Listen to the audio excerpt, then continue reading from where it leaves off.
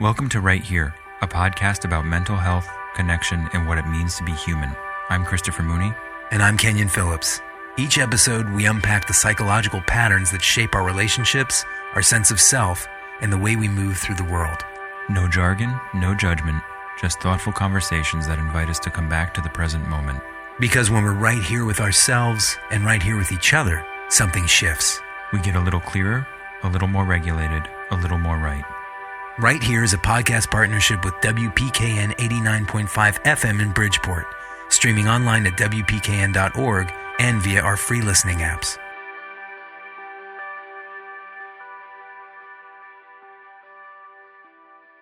What are we talking about today? We're talking about alone versus lonely. Another way to look at it is loneliness versus solitude. There's a difference.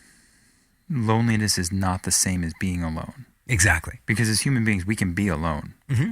But we want to cover what actual loneliness is. And we've referenced this before when we've talked about, what is painful to human beings. And I think and loneliness is actually one of the most painful things that we can experience. Mm-hmm. So we're going to talk about what that means. Absolutely. When I was thinking about this and talking with you earlier about loneliness and being alone and the difference, I was thinking about our time. Both of us lived in New York City for a period of time. I think we were there for about 18 years. 22 years. 22 years, yeah. No, that's Long a time. lot.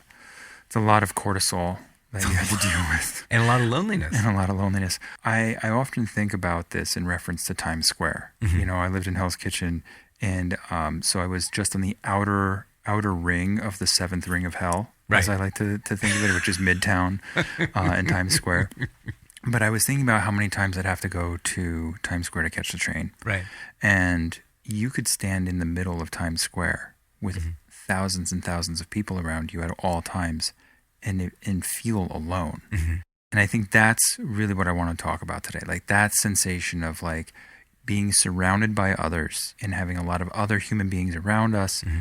And what happens if we're around all those people and we still have this sense of loneliness? Yeah. Because that's different. Like I can also go for a hike and be way out in the middle of nowhere and not see another human being for hours. And not feel lonely. And not feel lonely, but I'm certainly alone.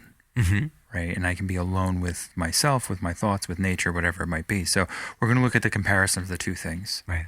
And just kind of like and see which one is more painful and what happens when we experience that. I love it. So loneliness is a state of mind. Loneliness is a state of mind. It's an emotional experience, right? It's when we're feeling unseen. Yeah. When we're disconnected. Right. When we're not really with anyone, right? Mm-hmm. And even when others are present, right? That's that idea of standing in the middle of Times Square, or maybe you're even at home. You might be in a full house, family, and still feel like you're not really connected, or that you're not really there. So you'll have those feelings of loneliness. Yeah, and a lot of people I think talk about feeling unseen, and that's that also. If we're not heard, if we don't have a voice, then we experience that too. And then being alone, that's the physical reality, right? So we're looking at the emotional experience versus the physical reality of not having other people around in the moment. Mm-hmm. But you mentioned that example of being on a trail. Yeah. That's being alone and content. So we could argue that that's solitude. There's a solitude to it, yeah. And I can have a confidence and a belief and faith that I still have people in my life that I'm connected to, even if I'm alone or in solitude. Mm-hmm.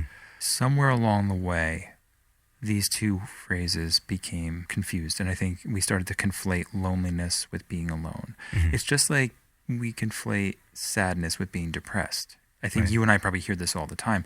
I'm depressed today. Mm-hmm. Like, well, were you depressed yesterday? No, yesterday was a great day. And tomorrow could be okay.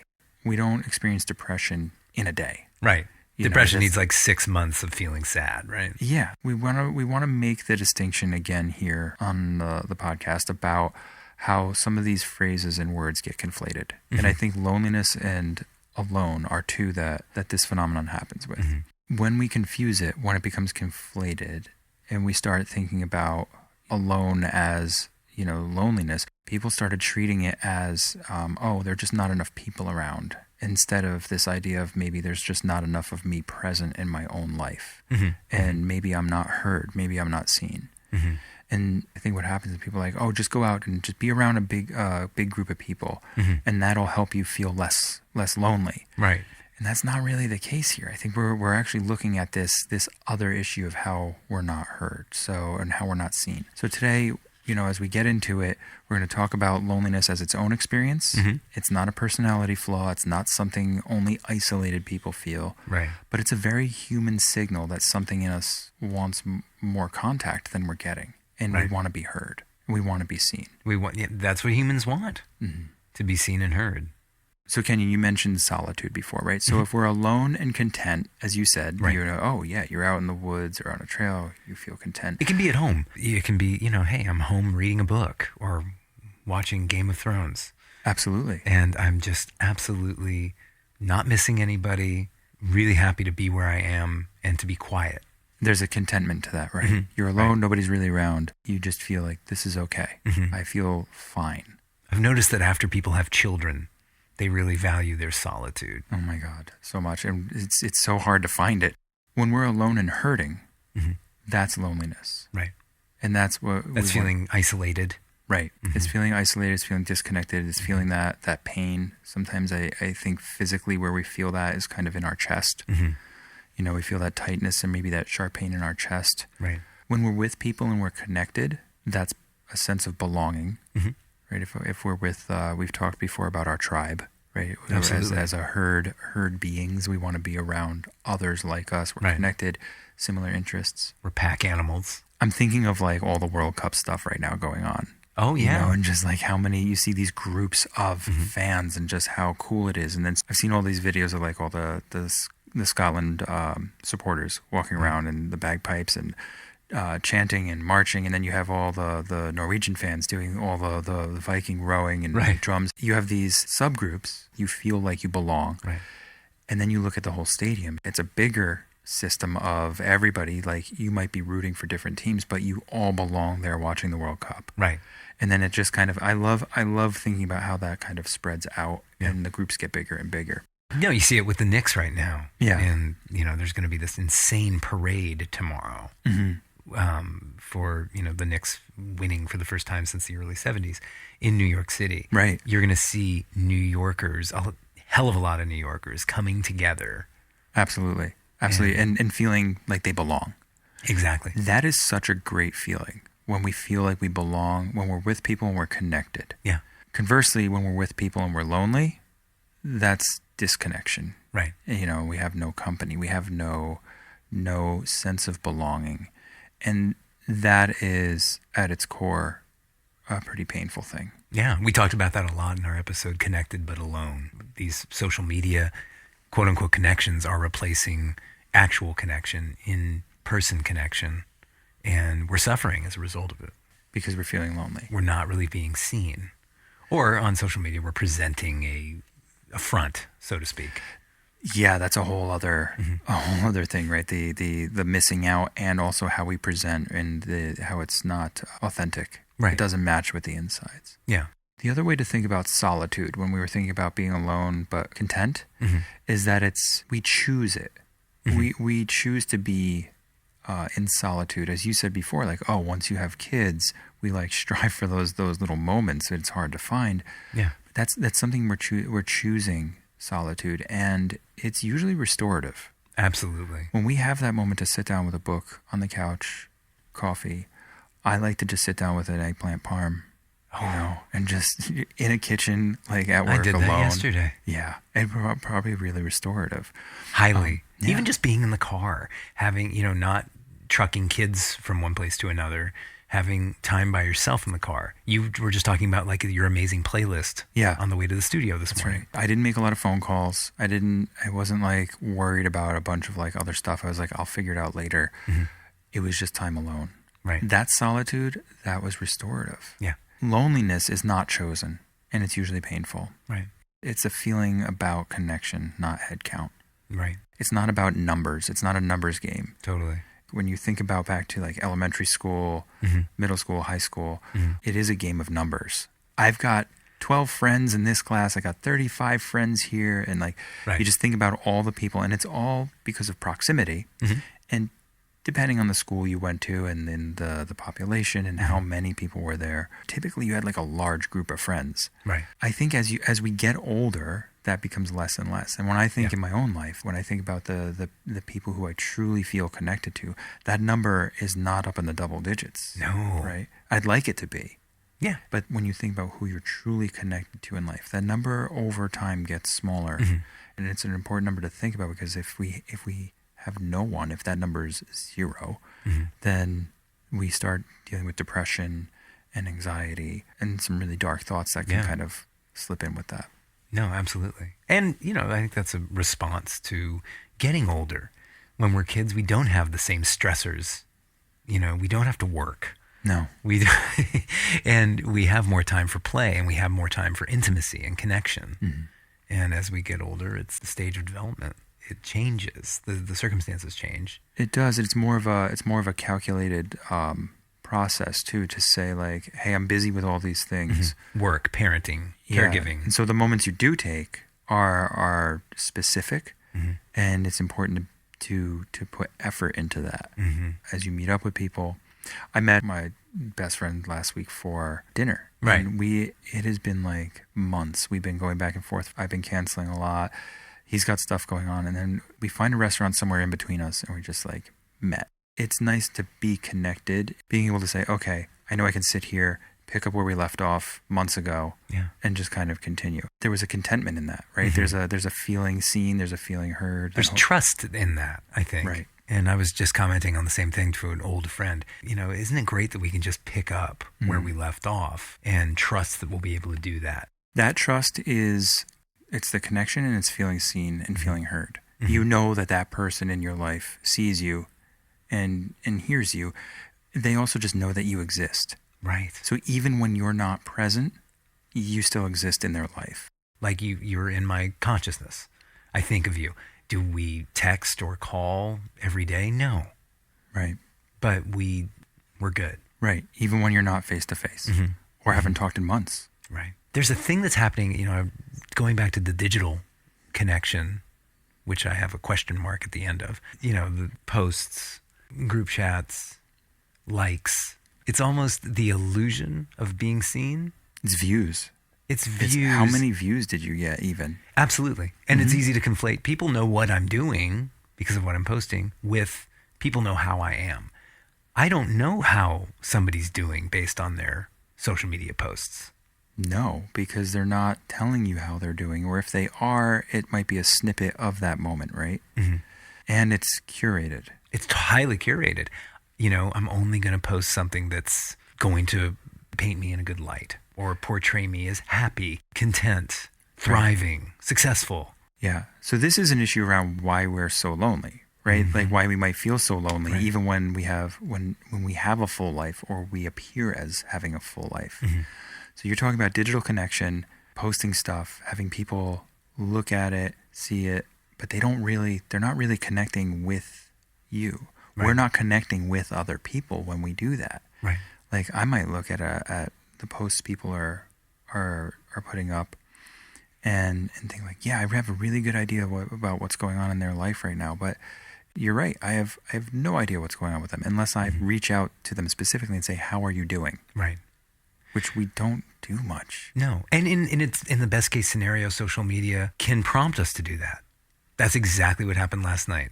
A friend posted something. I was so strongly affected by it, moved by it, that I just picked up the phone and said, hey. And he was like, why are you calling? I was like, I saw your post. And then we ended up having this impromptu conversation. Yeah. And catching up that was intimate, where he was seen, I was seen. So it can be used as a tool when used correctly, but I feel like the social media thing has just become, it's just misused. Absolutely. Right? Or just not used the right way. And that's why you have situations where somebody has millions of views and still feels lonely. Of course. So the challenge then to people, and I think you and I have actually done this a few times, has been interesting to see the feedback we've gotten, is have a little bit more rawness on your posts. Yeah. Or just check in and say, hey, today this is what's going on. Right. If we push to be a little more vulnerable, we can also then maybe pull some people in if they are willing to do that to connect. Oh, always. So suddenly, like, that's part of our responsibility, right? Is like, if we're a little more vulnerable, sometimes people they'll pick up on that, and it allows the other person to be more vulnerable too. Right. The other thing that makes us feel lonely, even when life is full or seems full, is this idea of busyness. How often do you catch up with somebody? You're like, "Hey, how are things going?" You're like, "Oh, I'm so busy. I'm so busy. I'm busy. Very busy. Everything's busy." And we're over functioning all the time. Our schedules are packed with work, parenting, caregiving, logistics, sports, more sports. We're overly scheduled. I'm just having all of the hockey weekends and practices, and I don't even go to all of them. My wife does. But it's like 4 days a week plus weekends, both weekend days. Lacrosse is the same thing. And that's one kid.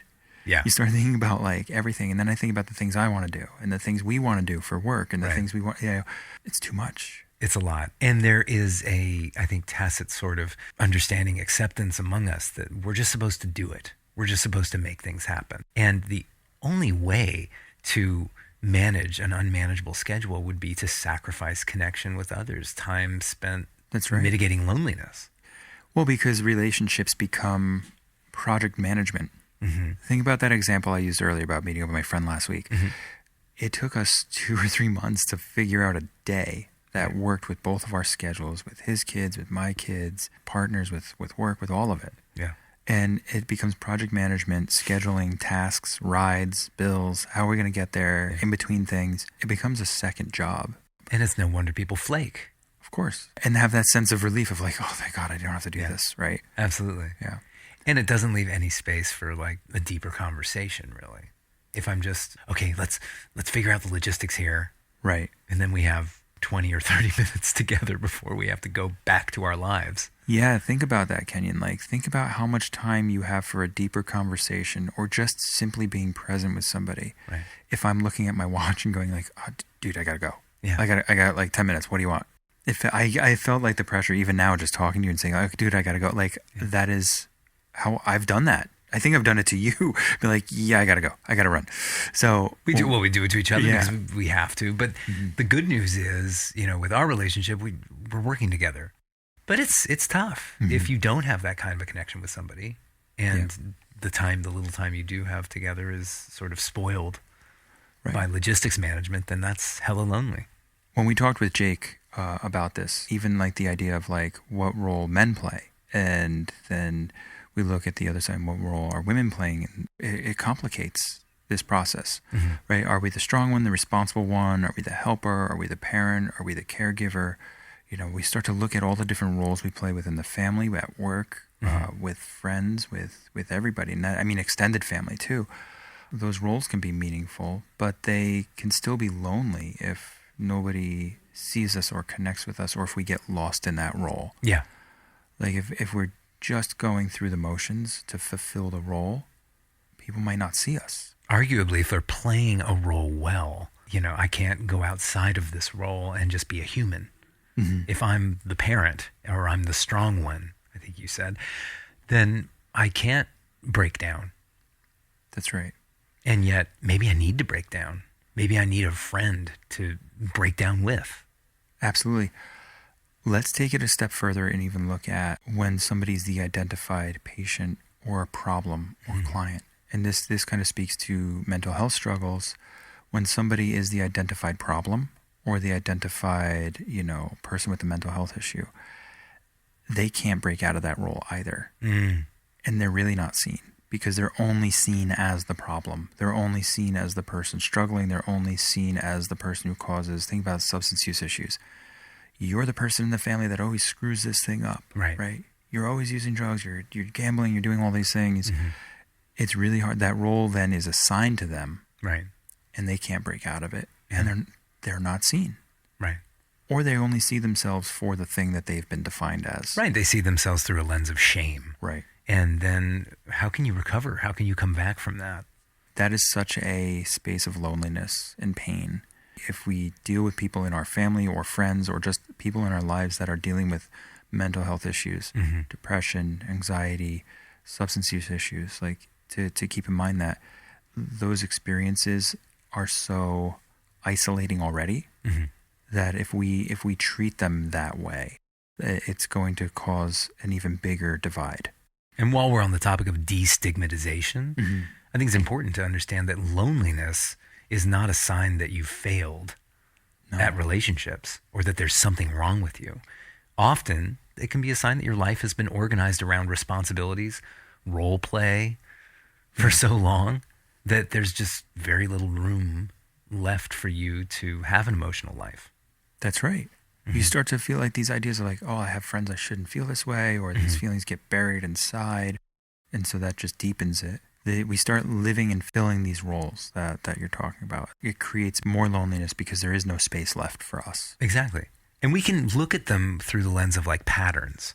We've been alluding to this already, but parenting loneliness, where you're surrounded by your kids all day in some cases, and feeling like no adult really knows what your day is like. Maybe you have a partner, but you don't actually have time to tell your partner what your day was like, or what you're going through, or what you're challenged by, or what you're excited about.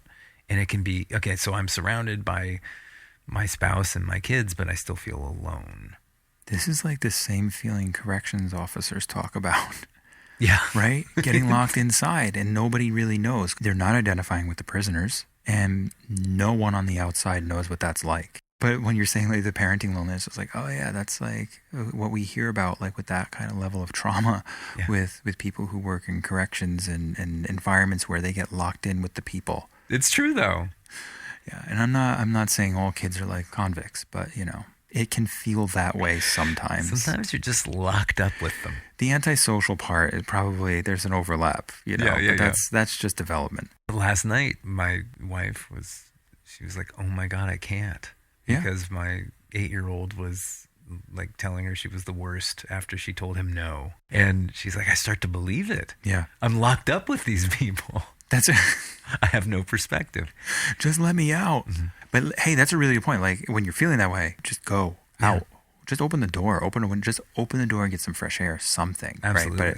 Right? But that's, you end up filling that role, and you can't always leave. No. So you end up filling that role, and then you're going through the motions, and you don't feel like anyone sees you, especially the person you're trying to help.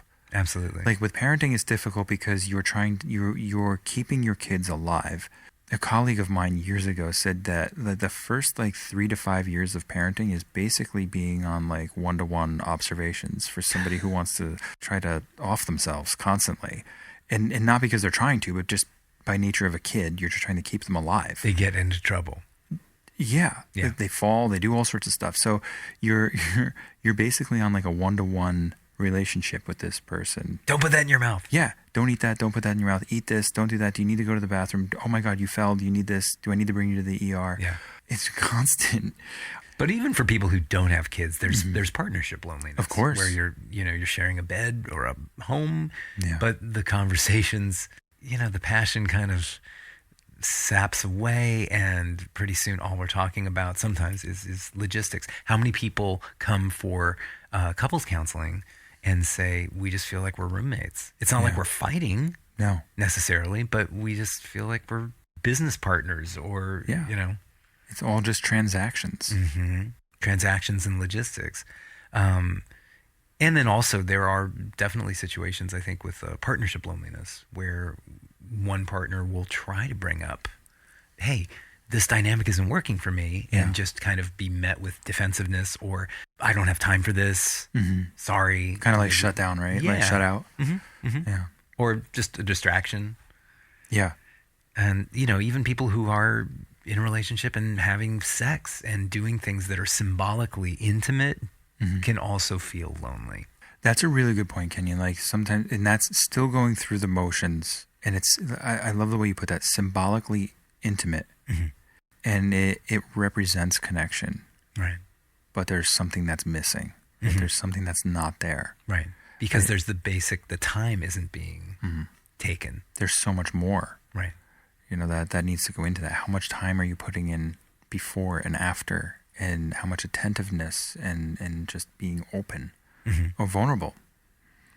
We keep coming back to it, but I think vulnerability is that pathway to connection, a bridge between people. Yeah, and everyone is terrified of being vulnerable because it conflates with weakness, and we can get hurt.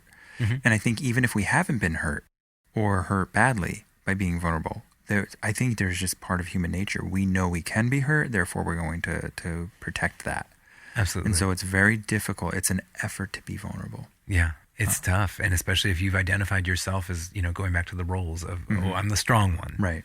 If we feel like we have to be the person that everyone can lean on and depend on at all times, often we don't feel like we can lean on anyone else. No.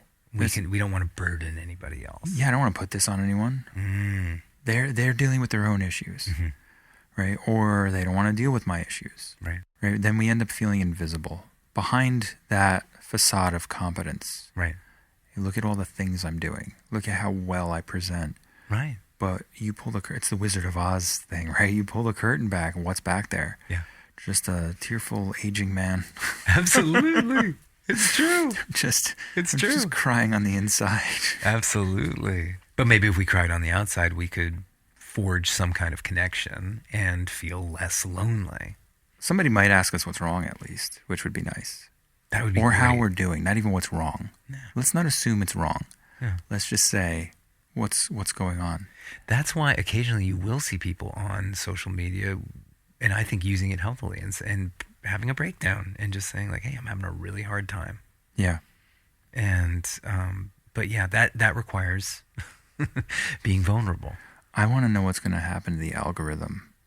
Like every person's individual algorithm. If we start looking for emotional vulnerability, Right. in your Men search, crying. men crying. That's a whole Hashtag men crying. Yeah, that's a whole subreddit, I think. No, I'm sure. I'm sure. The thing too, and I think speaking to the social media and you're going to be coming up on this in a few years, I think, with your kids, and I'm like right on the cusp. There's this idea of teen loneliness, and I think it's exacerbated by social media. It's a constant feed.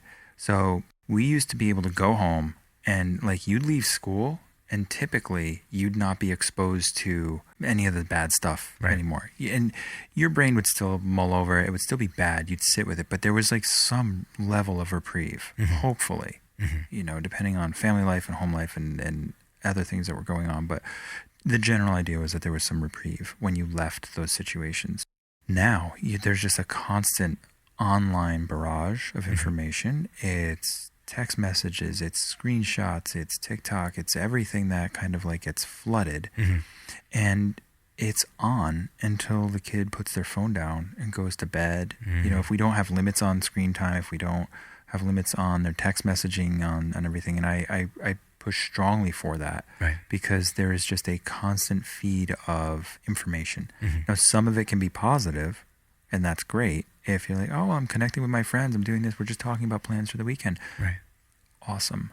But that can turn so quickly, especially with the emotional ability of teenagers. Right. When I say, emotional ability, I mean how fast they change emotions. No, it's mercurial. Yes. And that's a real risk for the psyche, for anybody's sense of self. Of course. That the experience of that is really disconcerting. That's such an internal process anyway that I think most teens are very aware of. Oh my God, I'm all over the place. 1 minute I'm hot, 1 minute I'm cold, 1 minute I'm angry, 1 minute I'm happy. When you think about how fast those emotions change as a teenager and you're figuring it out and you're going through development, you already don't feel understood. Right. Every teenager goes through life going nobody gets me, nobody really understands me, maybe one or two friends, but there's already a sense of who am I, what am I, why am I here, what am I doing, and then nobody gets it. And then you add on this whole facade and the online presence and everything. It complicates it to the nth degree, and it actually becomes very damaging. It really does. And instantly, that's the thing, it can change in a moment, and that's what I think is so scary when we start to think about how an online presence or having access even to social media and some of those things can be. Absolutely. As somebody who works with teens a lot, it's so fascinating to me, the patterns that I see, that you see, where they are still mostly kids, but they're in these bodies and they're at this stage of development where they're expected, or they believe they're expected to be tough, right, self-sufficient, and yet they have strong needs and strong insecurities. And a lot of the work I end up doing with teens is just to like create a safe space for them to be vulnerable and admit that they don't have it all figured out. Therapy is that. It's creating a space where people can figure out. Most therapists don't have the answer. Right. We have suggestions for things you might want to look at. Yeah. You know, and based on patterns and experience and you know, education and things. But at the end of the day, people can figure it out. Each individual can figure the thing out if given enough space to be vulnerable safely. Mm-hmm. Right? So I think that's something to take a look at. Yeah. And to recognize what tools they actually do have. Right. So let's look at some of those things. Yeah, some small, real things we can do to mitigate loneliness. Absolutely. First, we want to name it. Always. You know, and this is the same thing. We feel depressed, we feel angry, we've talked about this endlessly, and I'm going to keep talking about it. And you can say, I feel lonely. I'm pathetic, not I'm failing. Don't start with the I shoulds, I shouldn't, like all of the... What's wrong with me? Yeah, all those negative thinking styles, right? The unhelpful thinking styles, which are known as cognitive distortions, but we don't want to do that. We just call it the negativity buffet. That's right. That's right. All you can eat. The throwback. But you want to just name it, I feel lonely. I feel this. Right. And this shifts it from shame, from like the what's wrong with me, to a signal. Remember, every issue we deal with mental health, it's not wrong. You're not broken. It's your brain telling you something's off. It's your brain saying, pay attention to this. Yeah. It's not something's broken, something's wrong with you. It's, hey, something happened. That message from the deeper self, right? So if we say, I feel lonely, that is our brain telling us and signaling, I want more connection. I'm feeling like I'm disconnected from people right now. Second, we want to aim for depth, not just numbers. Remember I said before, like, this isn't a numbers game. Right. You want one or two really strong. Aim for one just to start. Person we feel safe with. Yeah. Okay. One. Yeah. Thank you for finishing my sentence. Like it was a complete thought in my mind. Numbers. Yeah. Numbers. Aim for one person. Right. So, but a few questions you can like ask yourself is like, who in my life feels even halfway safe to be a little more honest with? Right. You know, where do I feel even a small spark of being seen? Is there somebody if I like reflect, do they just kind of like get it? I love that. So if we deepen one or two connections a little bit rather than adding 10 new ones, it's so much easier. Yeah, don't just add friends. I'm going to take a really quick hard right here.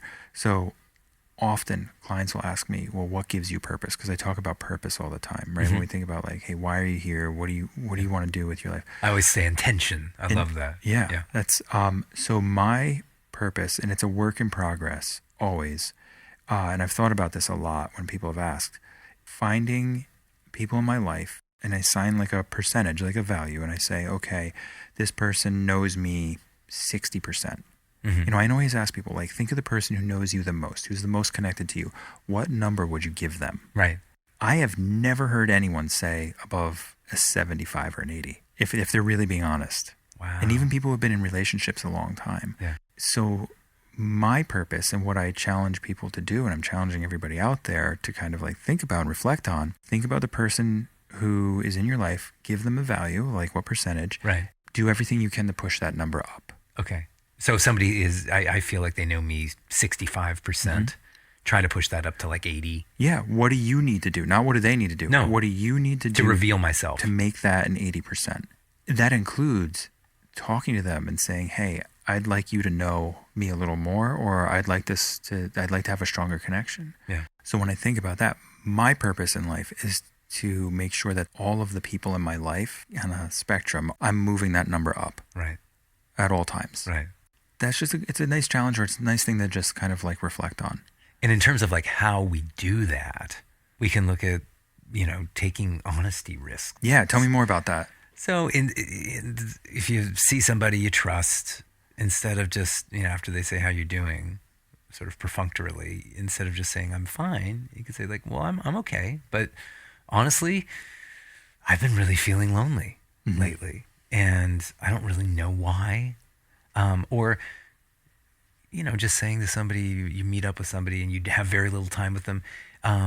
Hey, could we maybe put our phones away when we meet up for coffee? Yeah. I miss like really talking to you and just being fully present. And I can't do that if I'm holding on my phone, right? I have it on the table. Yeah, even if it's on the table, right? Like that idea, it's just Which I do all the time. Sure. Hey, can we plan something that's not just logistics? Can we just go for a walk and not worry about Yeah, that's cars and parking and movies and shows and dinners and reservations? right. So just make it basically making it as simple as possible just to connect, Yeah. just to walk. Taking away whatever the logistical sort of obstacles may be. I love the idea of just going for a walk with somebody. Yeah. It's raw, it's simple, and in its movement. So you're changing your physical state. It's so good. Yeah. It's so good. That was the best thing I got from living in Italy all those years ago was they just fare un passeggiare. That's a thing they do, is to take a walk. I love it. We can create these kind of regular scheduled anchor points of connection that don't have to be a big deal. Yeah, and to be clear, we're not talking about like having this grand confessional that you have to come out and be like, hey, this is how I'm feeling and this is what's going on with my life, right? No. Just one more bump up. You don't have to go from a 60 to an 80 overnight. No. Right? You can go 62, 63, 70. Just being a little more honest. Yeah. Small little steps. Absolutely. And some of those other anchor points, right? Like commit to making a weekly call with somebody or that walk with a friend or having like a standing coffee or at school drop off. There's a group of dads, the Cool Dads Club, we call ourselves, which is totally uncool. And we meet when we can on Thursdays after school drop off. We have this same thing at my kid's school, and I'm actually like we were joking yesterday. It was my son's 4th grade graduation. They had a whole thing. Yeah. A bunch of us were talking. We're like, oh man, what are we gonna do next year? They're all going to middle school. It's like you drive and basically like as you're rolling, kick the kid out of the car. Right. Like there's gonna be no more like hanging out. So we were talking about how we want to do this thing. Like maybe we meet for coffee like afterwards. Yeah. I think we should. That sense of community, right? Find a moment where you can actually connect to somebody. It's so important. Yeah. And build it into your schedule so it's not a big lift. Yeah. The other thing I think is important is allowing ourselves to feel solitude and build moments of solitude into our lives. And by that, I mean being alone without feeling lonely. That restorative moment you were talking about earlier. Mm-hmm.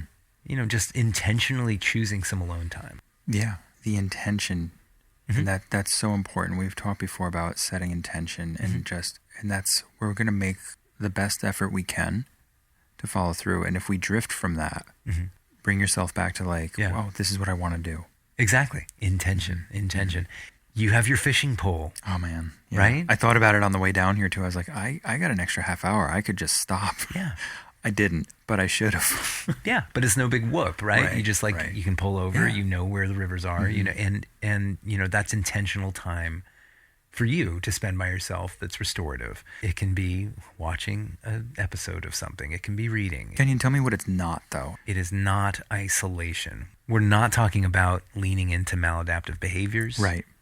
Like, oh, I'm lonely and miserable, so I'm just going to stay home and smoke weed, drink, doom scroll. Yeah. But I think I truly think part of healing loneliness is building the capacity to be with ourselves kindly, to enjoy ourselves as we are. And also the other half of it is what we've mostly been talking about, which is letting other people see us. Absolutely. When we choose solitude, when we make that choice and we go for it, it makes the alone time that we have feel less scary. This is like 100%. Anxiety treatment, right? It's like when you feel anxious, push yourself through it.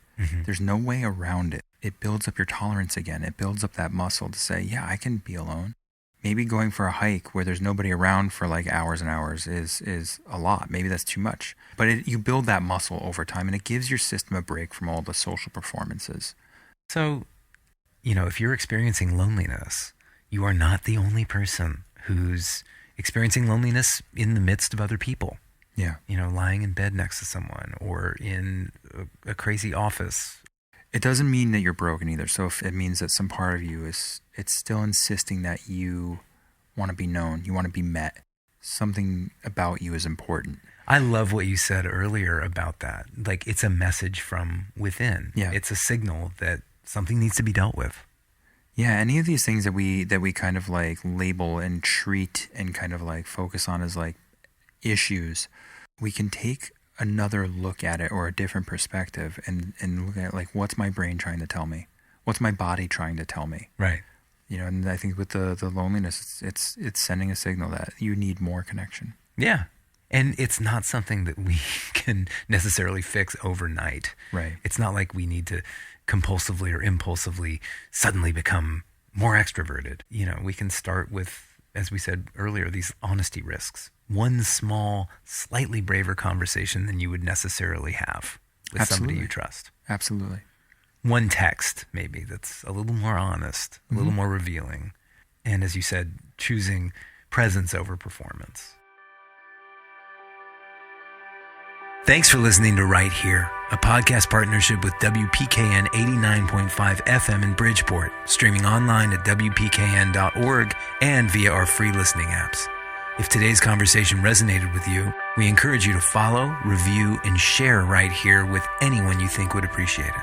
We'll be back soon with another conversation designed to bring a little more light to the human condition. I'm Christopher Mooney. And I'm Kenyon Phillips. Until next time, take care of yourselves and each other. Right Here is for educational and informational purposes only and is not a substitute for therapy, diagnosis, or treatment. If you're experiencing a mental health crisis, please contact a local emergency service or your trusted mental health professional.